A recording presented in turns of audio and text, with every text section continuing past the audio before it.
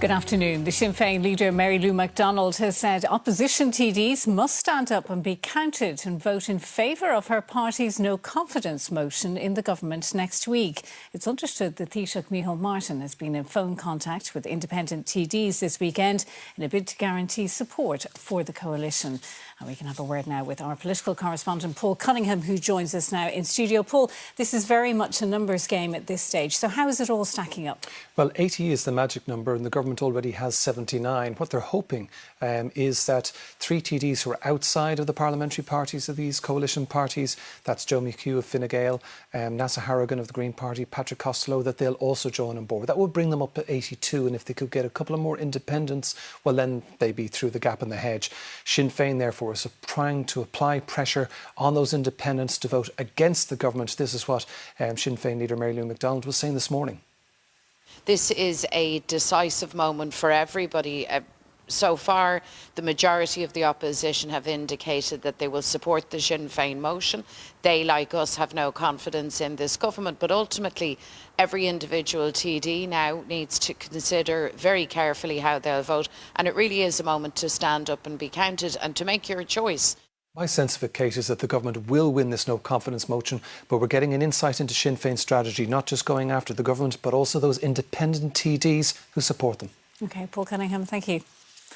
In Ukraine, at least 6 people have been killed and more than 30 are feared trapped after Russian rockets hit a 5-storey apartment block in Ukraine's Donetsk region.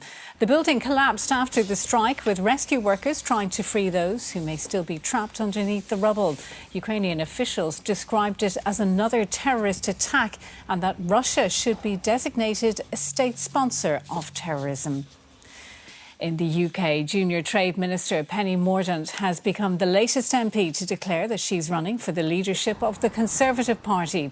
She joins former Health Secretary Sajid Javid as well as Transport Secretary Grant Shapps in what's becoming an already crowded field of candidates. 9 MPs have now said they're a candidate, with more expected to announce in the coming days. Tomorrow, party officials will meet to discuss a timeline for the contest.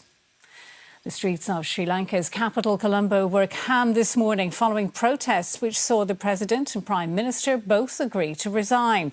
The President's house was stormed and the Prime Minister's residence set on fire yesterday amid protests over the country's collapsing economy. Political leaders are now expected to hold further meetings to discuss a smooth transition of power. Sri Lanka's military has appealed for people to cooperate with security forces to maintain calm. Here, National Day of Commemoration ceremonies have taken place at Collins Barracks in Dublin, as well as other locations today. The event honours Irish men and women who died in past wars, as well as those who serving with the United Nations. The Dublin ceremony was attended by President Michael D. Higgins and the Taoiseach. It's the first time since the pandemic that members of the public have been able to attend the ceremony in person. A man in his 30s has died in County Antrim after falling from a stack of wooden pallets erected for a bonfire ahead of the 12th of July celebrations. The incident happened in the Fairway area of Larne last night. The man, who fell from a height of more than 50 feet, was pronounced dead at the scene. And the Irish Athletic Boxing Association is holding an extraordinary general meeting today in County Roscommon. It follows a warning from government earlier this week that without reform, public funds will be cut. 101 clubs are present at the EGM, meaning 76 votes are needed for a motion dealing with governance issues to pass.